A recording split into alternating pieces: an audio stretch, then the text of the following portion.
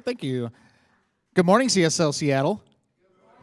Thank you so much. As they said, my name is Jake Seeley. I'm the music director, and I'm really excited for today. We have an amazing guest artist.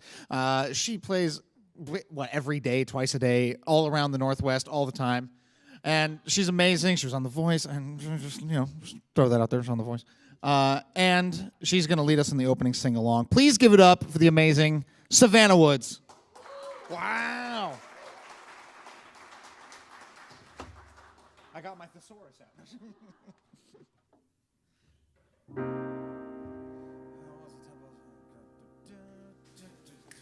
Yeah.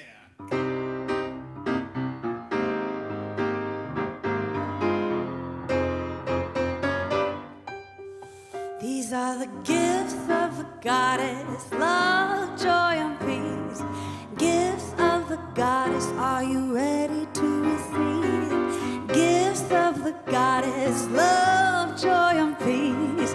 Gifts of the goddess, are you ready to receive?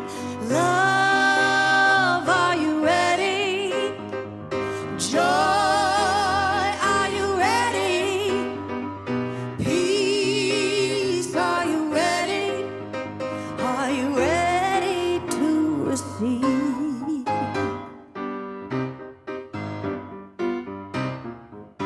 These are the gifts of the goddess, love, joy, and peace. Gifts of the goddess, are you ready to receive? Gifts of the goddess, love, joy, and peace. Gifts of the goddess, are you ready to receive? Compassion, I am ready. Forgiveness, I am ready. Laughter, I am ready. I am ready to receive.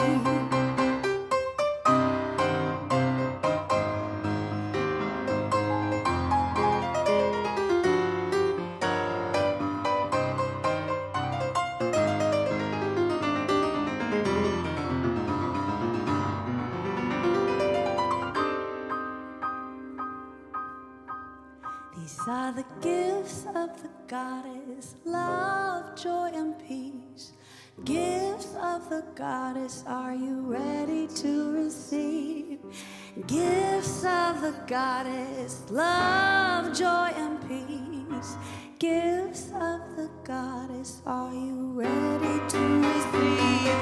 Passion, I am ready. Success, I am ready. Abundance, I am ready. I am ready to receive. I am ready to receive. I am ready to receive.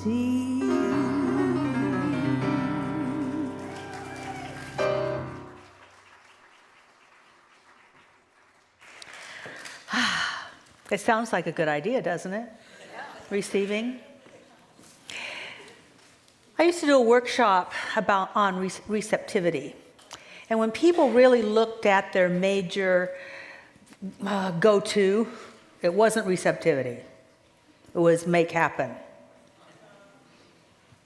A lot of people are conditioned to, if it is to be, it's up to me. How many of you kind of swing that way? And receptivity, though, opens us up to something greater than we can make happen on our own. So let's try that. I invite you, if you choose, to breathe into your heart space.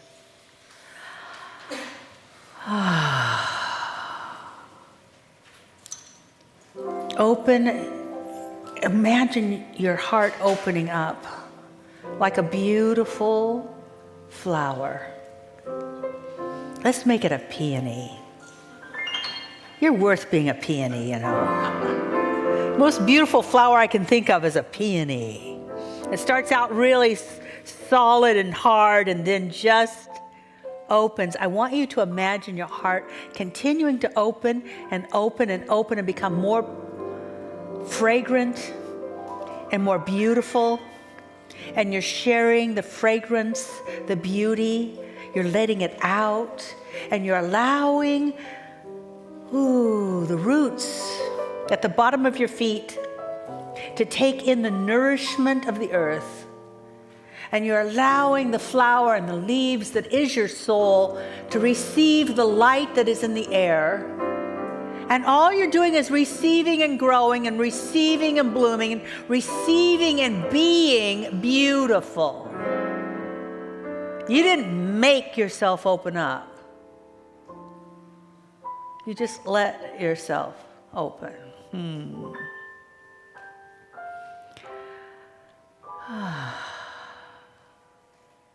And let the beauty of receptivity fill the room. For it has written in the Bible, I will open up the heavens with a blessing too big to receive. More on that later. And so it is.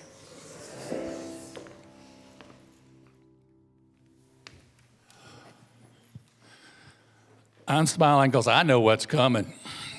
I've been here all morning, so buckle up. Hi, I'm Reverend Don. I'm your staff minister here, one of them, and it's my pleasure to welcome you in this room, online, or whatever and wherever you are when you watch online. For we are a community that is bringing ancient wisdom and putting it into play every day. That's what we teach. The idea of receptivity. I was one of those back in that class a long time ago, and it changed my world. That ancient practice became part of how I run my business and began to shift, which is why I teach the Better Business Break now. It's part of my passion to bring spirituality into business. That's what we do in this community. We find places to put spirituality to work for us to create the lives we want to experience. If that interests you, one, you can sign up for the classes behind on the wall there, or two, you can just become part of this community. And you will get this by osmosis, by being in this teaching and allowing those of us that are practicing it to just share that with you just energetically. For as we come together in community and support each other by connecting together with things like the seat back pocket has a connection card. You can give us your email address and we'll let you know where the good things are. It's all good. And we'll also allow you to have a chance to see where you want to participate, how you want to engage. For spirituality, applied spirituality is not a spectator sport. But I invite you to play it like one that you are really loving to play and watch what happens as we do that. The parts of this community that I really love engaging in is our prayer practices, our affirmative prayer, the prayer practitioners that are here scattered around the room, cleverly disguised with a purple stole. You really can't miss them, but they love to pray, and we love to pray.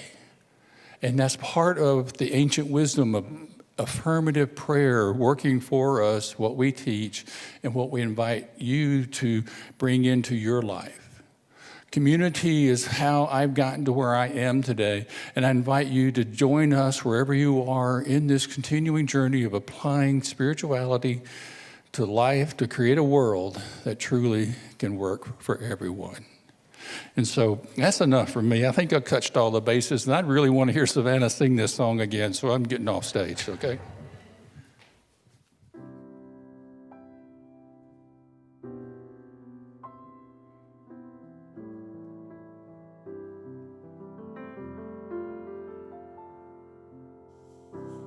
One power, one power, one power.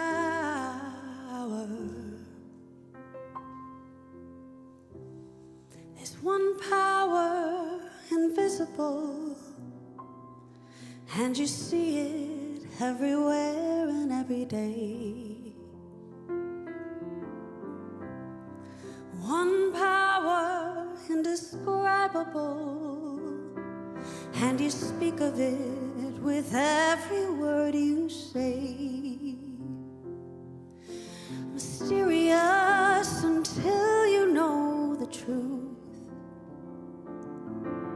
as simple as the love inside of you. Call it God, call it Spirit, call it Jesus, call it Lord, call it Buddha, Baha'u'llah, angels' wings or heaven's door. But whatever name you give it, it's all one power, can't you see? It's the power of the love in you and me. One power, one power, one power.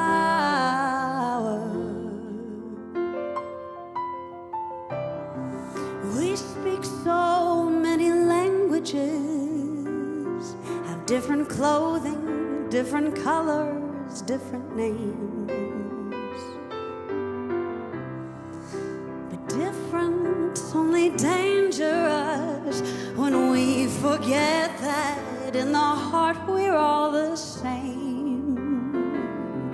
We'll remember once we close our eyes to see that such differences were never meant to be.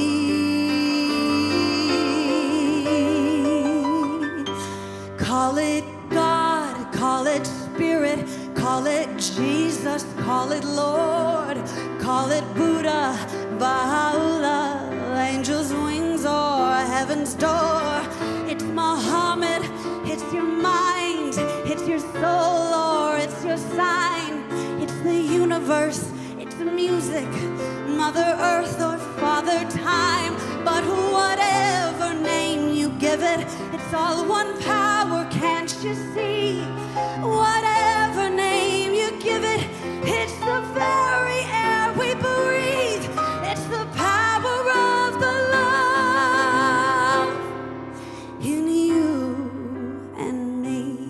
One power, one power, one power. It's the moment of creation. It's an everlasting peace. It's the freedom of forgiveness. It's the sweet taste of release. It's the joy of inspiration.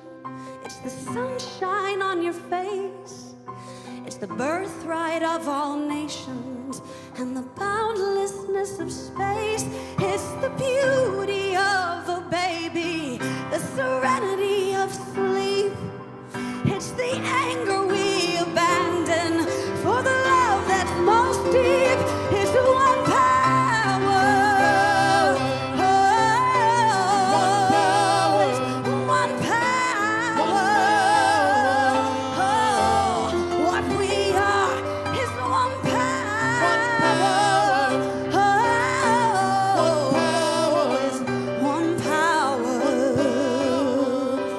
Ooh, it's the power of the love in you and me. It's the power of the love that lives forever in you and me.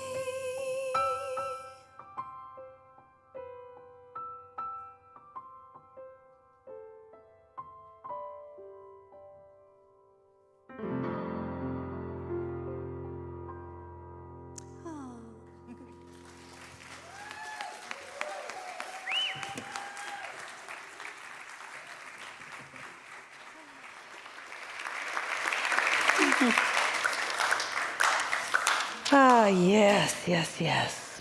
Power. Ernest Holmes said there's a power in the universe for good and we can use it. And I love Don Beatty. Oh, by the way, I'm Kathianne Lewis. My pronouns are she and her. Don Beatty sent me an email, and I've been thinking about it too, because he said, since we're studying power versus force, and we sometimes say we are force for good in the world, and yet force is something that you make happen, maybe we should reconsider that. So I thought I would give you a little story about power. There's a power in the universe, and force. And this is a true story, by the way, a true story. A photographer for the New York Times wanted to take a picture of George Lucas. And George Lucas was with his adopted son, and he had a kind of a black thing over it because he was showing up as like the dark side, his little son. But they were in front of a bookcase. And let's see, would somebody ask Patrick to turn down the heat a little bit? Anybody else getting warm in here? Okay, yeah. Because I don't want you to fall asleep. This is a very important talk. Did I have you with George Lucas? Force? Okay. So the photographer said that George Lucas spent a lot of time arranging the bookshelf in back of himself and his son. And I would show you the picture, but because it's copyrighted, I'm not supposed to use it without permission. But it is in the New York Times, and I'll try to get the exact date so you can go back and see it yourself. And many people noticed, people of my ilk, noticed that in the very center of the bookcase was the Science of Mind textbook.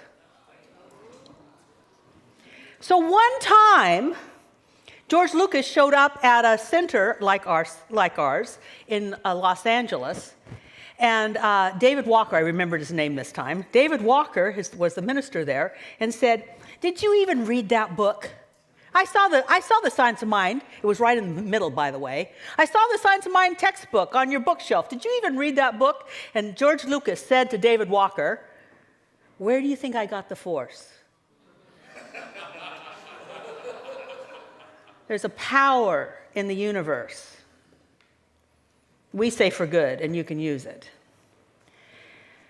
So yes, we are continuing on a story about power versus force. And everybody got their handouts, because first service they didn't. You got your handouts? Good? I'll catch you up in a minute, but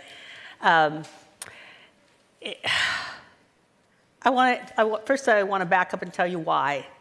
Because I think it's easier for you to listen if you know why I'm doing something. This comes from Simon Sinek, and he talks about and writes about why we do a thing, why we should listen to a thing, why we might buy into a thing. And so I want to share my why or focus for the ideas that I'm presenting with Power versus Force. We had a few books left over after second service. You can still pick up Power versus Force downstairs if you choose to, or put it on your Kindle. I don't care. But it's a good book to study. It really is. It's a wonderful book. My husband's reading it, and my husband doesn't read these kind of books. So anyway, never mind. You didn't hear that from me. The reason I'm doing this is because there are times when my own thinking gets in the way. Anybody identify with that? Sometimes my thinking just gets in the way. And I've also noticed that I've never been able to force anything to be what I want it to be for a very long period of time. Like, I might force it for a minute. How many of you have, get it, and then you got to hold it, and you got to keep working it? Like, if you want a friend, you're going to make them a friend, but you got to keep working on them being a friend. Or, obviously, that person back there. Anyway. I'm here to push your buttons. But what I've also noticed is that real change, permanent change, transformative change, comes out of seeking God instead of seeking a result. Seeking God instead of seeking a result. And actually being receptive to God. And, one of the things I said first service is, we have a producer. I'm going to talk about receptivity and what did we just sing about? Being receptive. I didn't plan that. Spirit orchestrates this whole thing. It really does.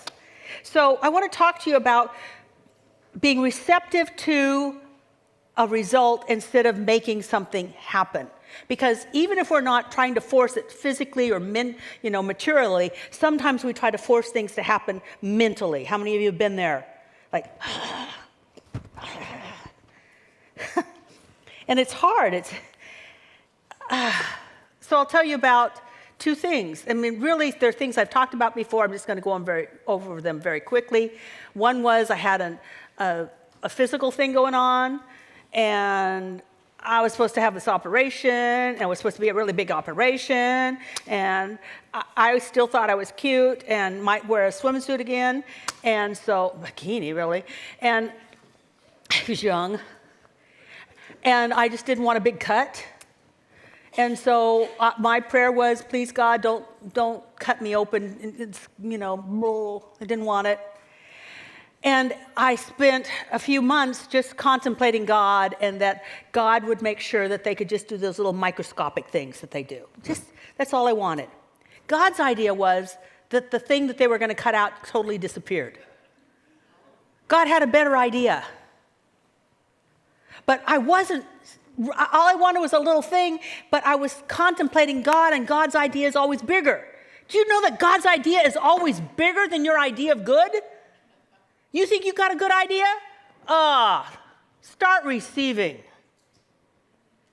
Another one was when we were at Sandpoint, and our bank didn't want to do business with us anymore.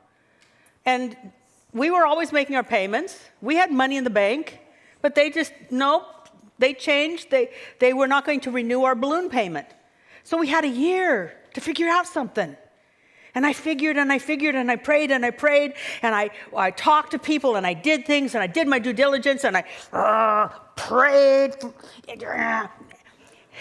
And finally, I just let it go. I actually remember saying, God, if you want us to be a bag church and put all of our belongings in a grocery cart and go from place to place, it's okay, it's your church. And the result was so much greater than I could have even possibly imagined. This was my good, this was God's good. I'm telling you, why am I telling you this? I'm telling you this because I believe in miracles. And I want to define a miracle as an awesome result. And that we can have awesome results, but not by forcing, but by receiving. By receiving. Just take a deep breath again.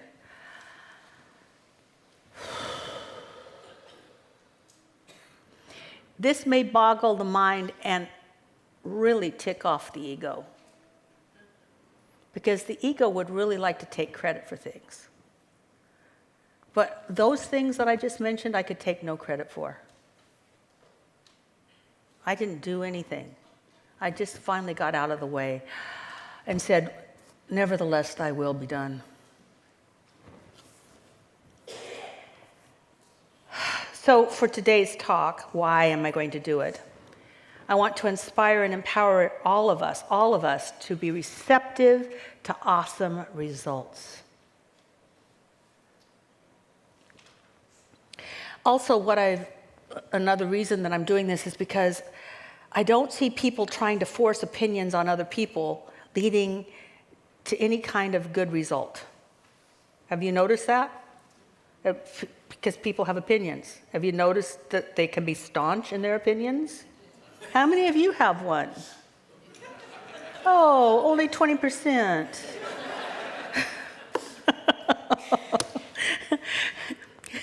Forcing an opinion on others has never created a heavenly experience for anyone. And I want to, and I believe that we can have a heavenly experience. Just for anybody that's here for the first few times, we don't teach something so that you can be good enough to go to heaven later. We think that you can discover heaven here and now, no matter what's going on. And we've had some people who have done that and lived through it and told the tale. Viktor Frankl comes to mind right now. He discovered his peace. All those things we prayed about, he discovered peace. He discovered an inner sense of freedom in a concentration camp. So when people tell me, how can I be happy? I go, you can't if you don't think you can. But you might be receptive to the idea. Because we can't make ourselves happy, but we can be receptive to the experience of God's presence in our life, no matter what we're going through. We really can. It's happened.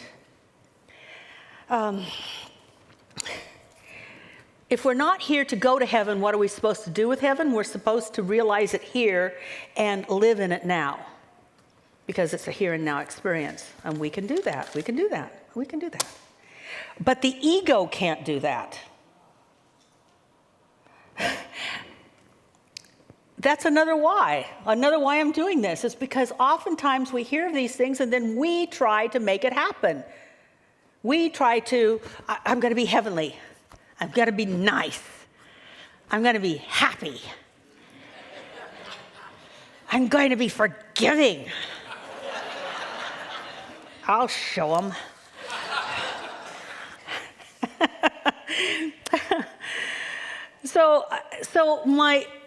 So because we can't do it, I'm here to also have us rise collectively above self-interest. So let's go back to our original screenshot that I handed out last week, and if you didn't get one, you can get one on the way out. And this is called A Map of Consciousness by David R. Hawkins. And when I say rise above self-interest, that's the pull of the ego. I'm going to do my Vanna, my best Vanna.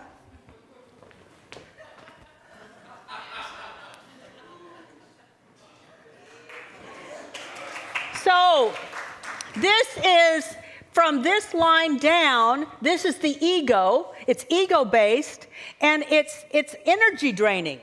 Not just in your body, but it's energy draining in your mind and your soul and your psyche. You get worn out when you're experiencing shame or guilt or apathy or grief or fear or desire or anger. And the whole idea, and by the way, the ego's not wrong. It's just operating from a system that it incorporated to get us to the place where we could even rise, evolve more. The ego's not wrong. It's just trying to survive. And to it, survival is sameness because it knows what to do. Have you experienced that? Have you ever experienced like freedom and then you go, I don't know, that didn't feel so good. Wow, everybody loves me. Ooh, that's scary. I got a promotion. Ugh, that's uncomfortable. How many of you have been there? That's the ego, and the ego tries to pull us into what's common and what's common to us. Keep us safe. Spirit, on the other hand, is also trying to evolve through us into the experience of it knowing itself, which is called enlightenment. So spirit pulls and the ego pulls. And we get to the place where we consciously get to start choosing to cooperate and be receptive to higher planes of existence, higher planes of consciousness, which show up as courage and neutrality, willingness, acceptance.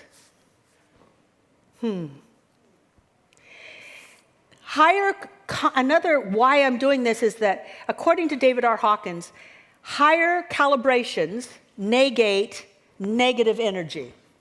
So the more people in the room that are even vibrating at acceptance have more power, even a few of them have more power than all the people trying to force things to happen. It's just the kind of the way that works. My ambition is to raise us in calibration, and to raise myself, which means that we're raising up in spirit, we're rising up in truth and love, and truth and love equals power. There's a power in the universe for good, and we can use it. Truth is power. Have you noticed that? Truth is power. Has anyone ever said something to you, and it was so much your truth, or maybe you said it to yourself, that it just shifted everything?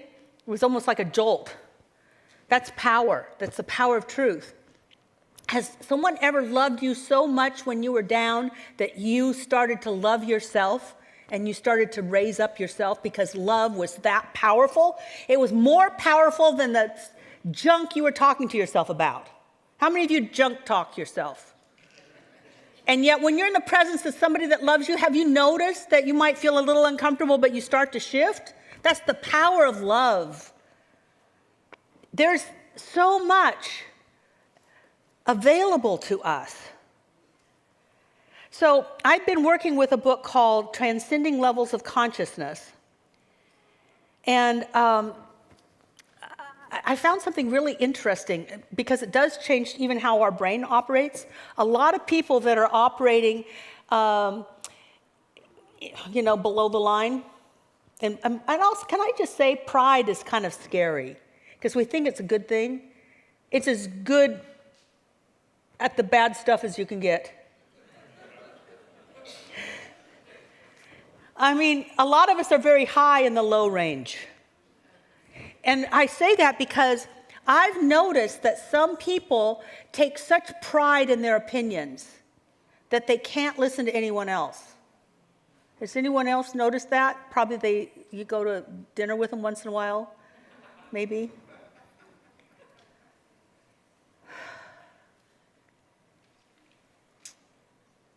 Pride is still ego-based. It's based on I'm right. And then there's no wiggle room. And I say that because David R. Hawkins found that the way the brain works is shifts when we move up in calibrations. At the lower levels, there's more linear thinking. If this and this is true, then this has to be true. Whereas at the higher levels, it's nonlinear. So this might be possible, this might be possible, this might be possible, this might be possible. There's more of a range of thinking. So I think that's really what we want to go for. Also, attitudes shift. Now this is where you bring out your little piece of paper and start looking at that. Attitude shift. And as he said, attitudes can be defined as habitual mindsets. It's a habitual mindset. So when we move from lower mind, we have a habitual mindset. How many of you have ever been impatient? Now, and it could be habitual. How many of you have ever been demanding? I love all of you that are willing to raise your hand. You're healed. It's very literal. People that are into self-survival, people that are into being pessimistic, devious, rude, all of these things. These are attitudes that show up in the lower calibrations. In the higher calibrations, there's more tolerance, and you prefer a thing rather than demand a thing. Instead of controlling things, you let go and surrender. Instead of being literal, you have you're intuitive, or what is that word? Initiative. That's an odd word, isn't it, to put out? Let's just let that one go.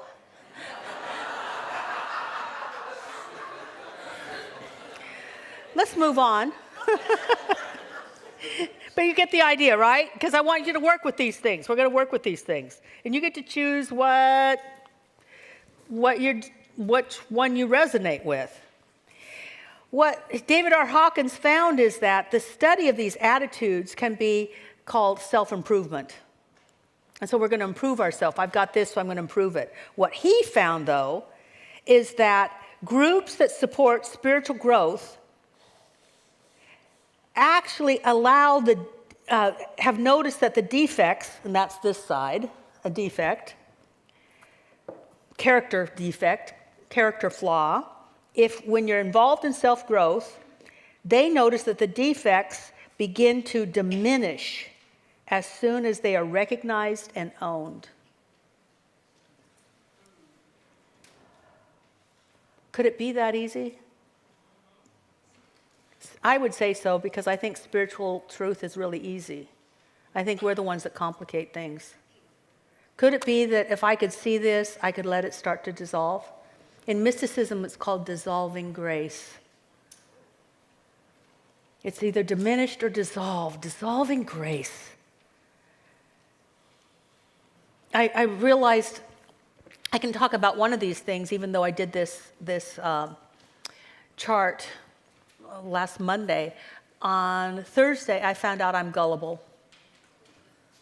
I was listening to something and I realized, wow, I believed something totally different. Wow, was I gullible? Because I believed it because I wanted to believe it, instead of really researching it and considering all sides. Which the opposite of gullible isn't that you don't believe, it's just that you're being thoughtful. You think it through. Well, I want to think things through. And if I was gullible once, am I always gullible? Well, yeah, but I mean, these things can be invisible to you. They're an attitude remember he said it's a habitual thing. Do I just make a decision? I mean, I'm looking at this, so I want to surrender my gullibility so that I become more thoughtful. And I love the word diminish.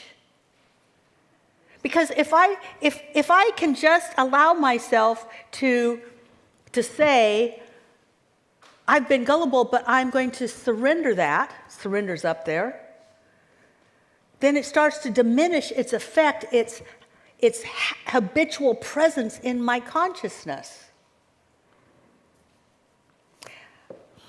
I have David R. to share with you, a little David R.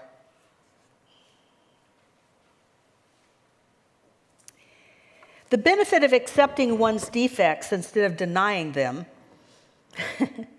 is an increase in inner sense of self-honesty, security, and higher self-esteem, accompanied by greatly diminished defensiveness, neurotic sensitivity to perceived slights. A self-honest person is not prone to having their feelings hurt or having a bone to pick with others. Honest insight has an immediate benefit in the reduction of actual as well as potential emotional pain. As a consequence, one feels emotionally less vulnerable, more safe and secure just by admitting, guess what, I've got this habit. I'm going to see it for what it is, and now because I brought light to it, and it's a shadow aspect of myself, it's going to start to dissolve. Dissolving grace, diminishment. That always made me feel good. He went on to say, the key to painless growth is humility. Ooh. How, when I said the word humility, how does that feel? Does it feel good or kind of... The key to painless growth is humility, which amounts to merely dropping pridefulness and pretense and accepting fallibility as a normal human characteristic of self and others. Well, I could do that. We don't teach, this is Kathianne, because he didn't say this, I got to say. This is not David R., this is Kathianne. We don't teach spiritual bypass, we teach powerful diminishment. This is part of my personality, but I am a spiritual being, and it's not part of being a spiritual being. And that light starts to diminish these things as we start to identify with the power that loves and lives through us. So we're seeing that we might have some success over our attitudes, especially our debilitating or character defects. And then we have permission to move on. Not make wrong, but move on. Because I could have made myself wrong for being so gullible because it kind of got me in trouble. But instead I'm just like, oh, that's gullibility. I'm going to start to release this. It's going to start to be dissolved by the power of God within me. Now, how to do that? I want to give you 2 ways to do it, because I would love for you to work with these, see which ones are yours, and start the process of dissolving if you choose. If you choose. One way is, I'm going to give Margaret O'Malley credit for this because I think I was inspired by her book, What's in the Way is the Way, But then I went back through the book last night and couldn't find anything that had to do with what I'm going to tell you. But maybe she thought it once and I picked up the thought. Because all I want to do is give her credit, but I have no idea where it is in the book. So I want to encourage us to have fun with this. The first part is to have fun. Let's go to take gullibility. I'm going to hold gullibility out here. I'm not going to say I'm gullible, but I've got gullibility, like I have a hand. And what I'd love for you to do is, go ahead. Remember, Don said this is not a spectator sport? Which one of these things up here would you like to have be dissolved? Got one? Emma, you got one? Yeah, I have two. Well, let's just do one this morning. Let's just do one, and hold it in your hand. Hold it in your right hand, left hand, whichever is more powerful for you. And now create a cartoon of that thing. When I create gullibility, it's sort of like, what's that cartoon's name? Stitch? Yeah, the cartoon, the Stitch, only fat, and big ears and teeth. Anyway, so create a cartoon character of that whatever that is for you. And kind of like if you got it outside you, it's outside you. It's not you. Too many of us say, I'm gullible, I'm whatever. I'm stingy, I'm condemning, or, oh my gosh, I'm guilty. How many of you have ever said that? Stop it. And so, or take guilt and make it a cartoon character, hold it in your hand. And I'm sure Margaret O'Malley said this.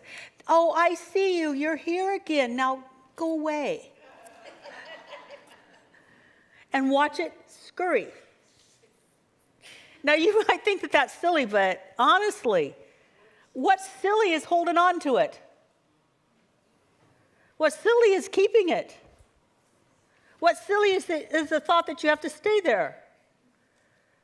Because the mystics of every religion and the great philosophers have said you do not have to hold on to that which is not yours by right of consciousness. And what's yours by right of consciousness is your own spiritual and emotional and mental health by right of consciousness. So we move on. Or there's another plan. And the other plan is to ask for divine help. So you can be fun and have a cartoon character, or you can pray. Something like, Father, Mother, God within, I'm ready for the Spirit of truth to dissolve within me any sense of gullibility, that I may become more thoughtful. I'm releasing any sense of gullibility that I may become more thoughtful. I notice that you're all responding to this much more because you're so holy. I love it. Let's do prayer, not cartoon characters. But whatever. Now, why would you do that? Here's the reason.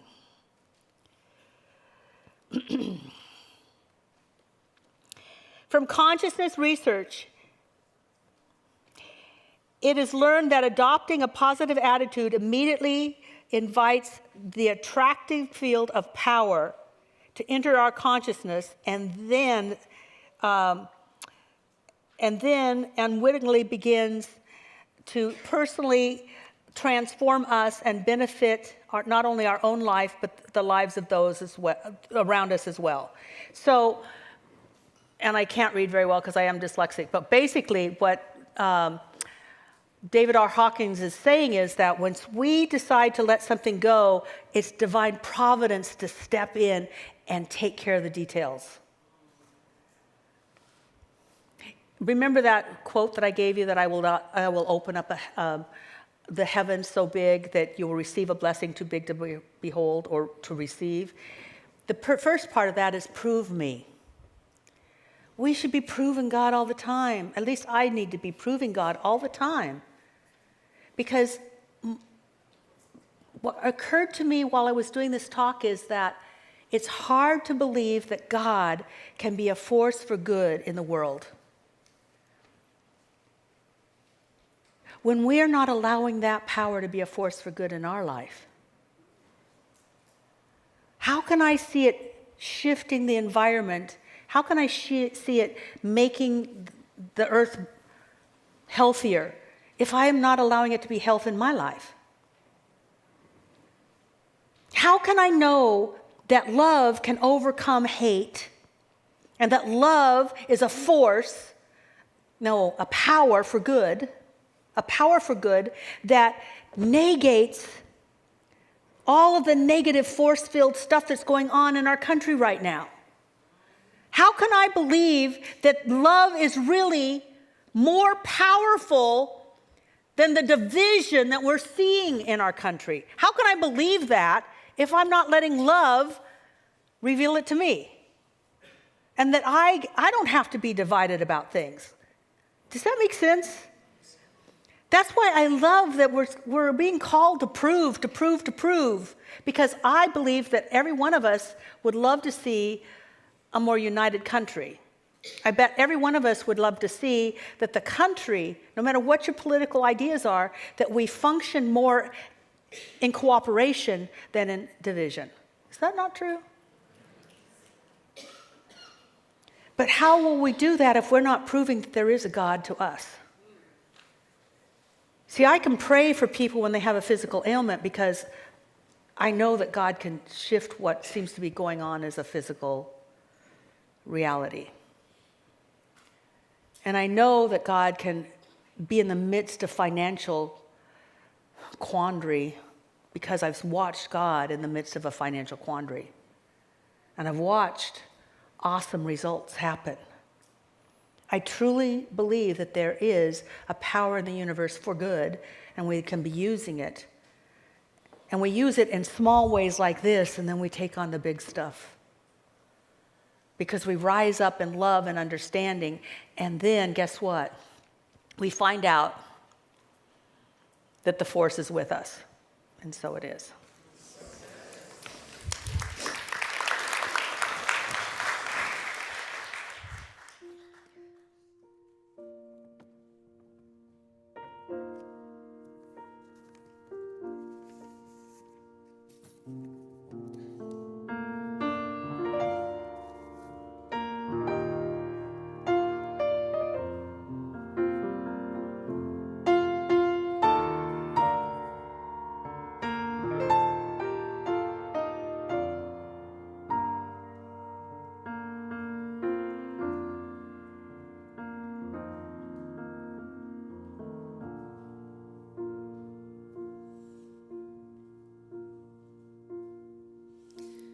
When I am down and all my soul so weary, when troubles come and my heart burden be, then I am still and wait here in the silence until you come and sit a while with me.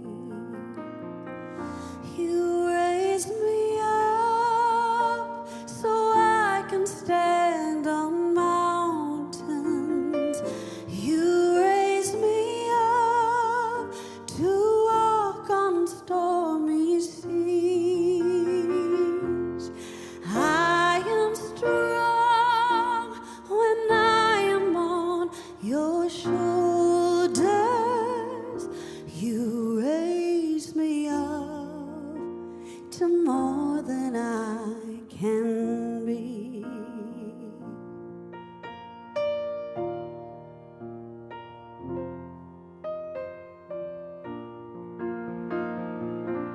There is no life without its hunger. Each restless heart beats so perfectly. But when you come and I am filled with wonder, sometimes I think I glimpse eternity. You raise me up so I can stand on mountains. You raise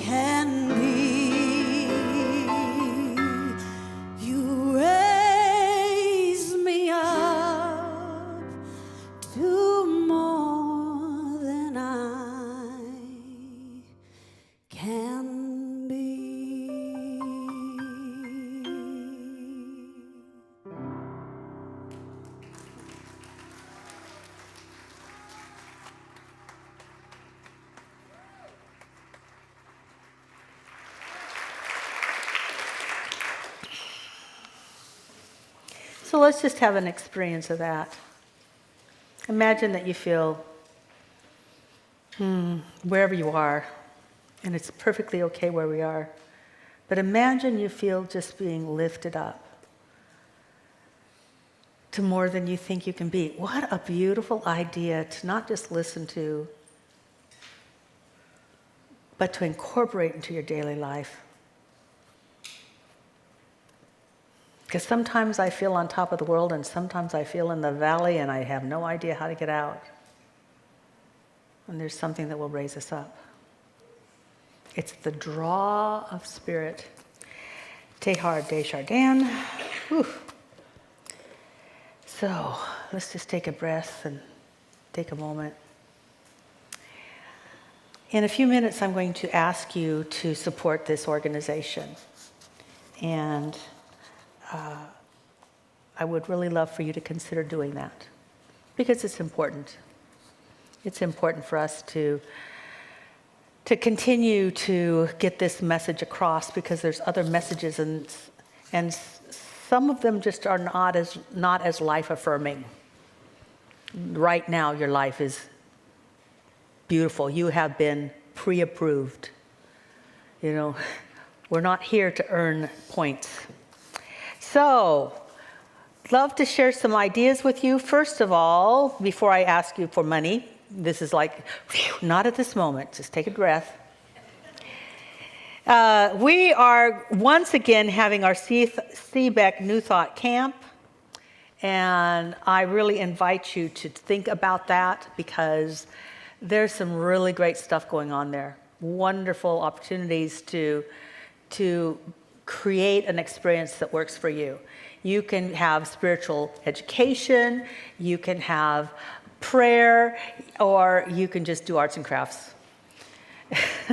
You can spend your time out on the beach or in the water, or you can play games all night and sleep in, because there are games that go on all night. And then they wake up and come around about lunchtime. Anyway, so whatever works for you, it's available to you. Also, I have said this before, but I honestly think it's true, because I have not signed up for another one, and because you have to schedule 2 years in advance. I think this is my last trip to Egypt. Stop it.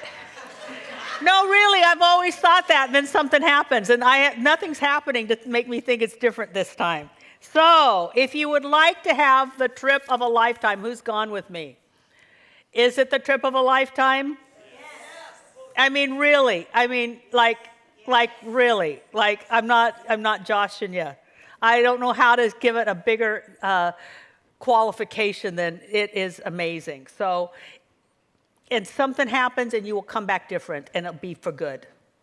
You will come back, talk to Emma.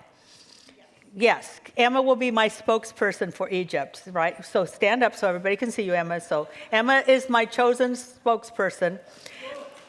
Yes, after the service. Dawn's gone as well, but I'm talking the small boat. When you're on the small boat, it gets wild. I mean, better. Anyway.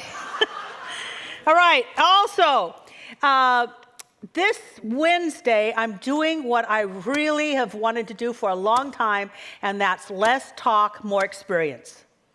So we're going to have a healing session on Wednesday. The Spiritual Spa Wednesday will be focused around healing. And it will not be through talk, it will be through letting Spirit do its work.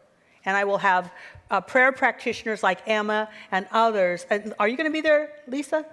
I don't know who's my prayer practitioners. I've got them set up. And there's going to be a healing consciousness that you get to walk into and partake of. And if you don't have something that needs to be healed in the mind, spirit, finances, relationships, if everything's cool, you could just come and be part of the process. Whatever. I just want people to have the experience of what we talk about on days like this, where it's mainly talk and singing. This, on Wednesday, it's immersion. So you do need to sign up for that ahead of time, and that will be at the registration table.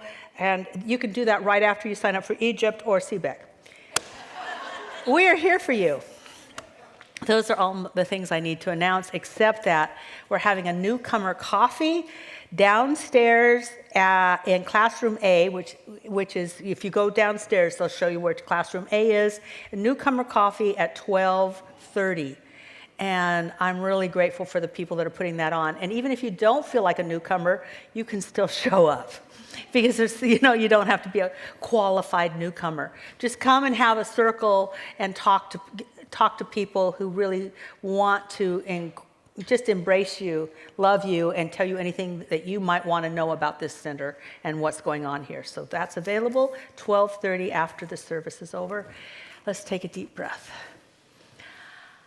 And life is good as always. Let's just allow your heart, your soul, yourself to reveal to you what is yours to give today. Especially if you come from that attribute of generosity. Because the soul is generous, because the soul is an aspect of God, and God is generous. So all the ways that you can give are up on the screen behind me, and all the ways you can give are on the screen in front of you. I invite you that are watching online to feel like this is part of your community and that you can support it. Those in the room, this is your community and you can support it. And your gift is appreciated and valued and will be used wisely. So let your heart reveal to you what's yours. And then we're going to start, come on. We're going to start playing some music.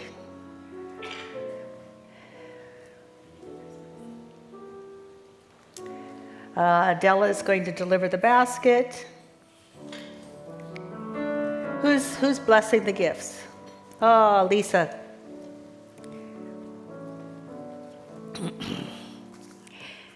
And you're ready. I love it. You're first up. So we might as well get started. For those of you that are here for the first few times, we bring our gift up. It's just kind of a party. Make it fun because giving is fun. And so it is.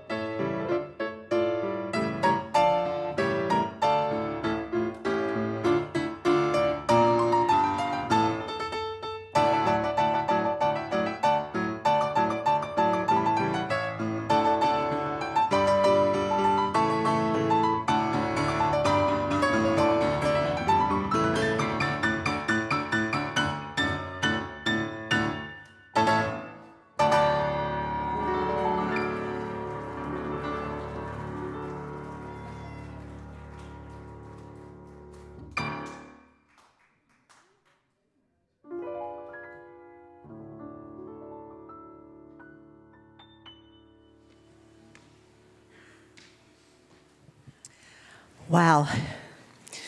What an incredible service. Really spoke to my heart. I hope it spoke to yours as well. I know that some folks are wanting some prayer, and if you don't know that you want it, maybe you are starting to know that now. So we have a prayer circle that will meet over here right after service. We also have Jim in the back to take your individual prayers. You can write them down. We collect those and we pray for you. And then also there's online prayer support for those of you online. Feel free to reach out and take advantage of this wonderful, wonderful opportunity. And so just knowing that there is one life, perfect, whole, and complete, knowing that we are one with that life, and that there is a power for good in the universe and we can and ought to use it. It is available to us. All we need to do is reach out and say yes. And so knowing this as I go forward, as we all go forward into the week, take a look around you and say yes. Think about what is yours by right, by divine right, and say, yes, I accept this for my life.